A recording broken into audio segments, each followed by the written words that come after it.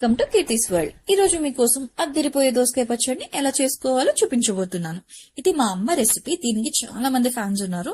So ఇది మీకోసం నేను చేసి చూపించబోతున్నాను. ముందుగా పాన్ లోకి ఆయిల్ ని వేసుకోవాలి. ఆయిల్ హీట్ అయ్యాక 1 టేబుల్ స్పూన్ జీలకర్ర, 1 టేబుల్ స్పూన్ మినపగుళ్ళను వేసి వేయించుకోవాలి. ఇప్పుడు మిర్చిని కూడా వేసి వేయించుకోవాలి. తర్వాత దొండకాయ ముక్కల్ని కూడా వేసి వేయించుకోవాలి. ఇవన్నీ ఒక్కొక్కటిగా వేసుకుంటూ వేయించుకోవాలి.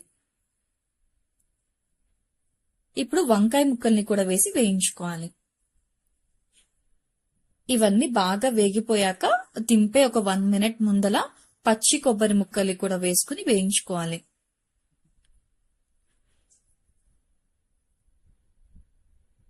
ఇప్పుడు వీటన్నిటిని ఒక మిక్సీ జార్లోకి తీసుకోవాలి.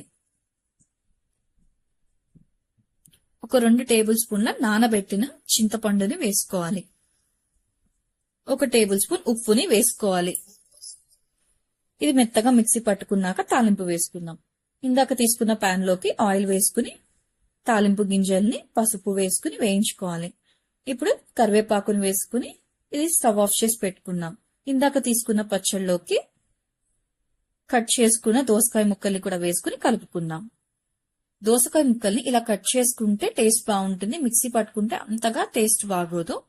నా ఛానల్ ని ఫస్ట్ టైం చూసిన వాళ్ళు లైక్ చేసి, షేర్ చేసి, సబ్స్క్రైబ్ చేసుకోండి. ఇప్పుడు దీనిలోకి ఇందాక మనం వేసుకున్న తాలింపుని వేసుకుని బాగా కలుపుకుందాం. దోసకాయ పచ్చడిని ఇలా ట్రై చేసి చూడండి. చాలా అంటే చాలా బాగుంటుంది.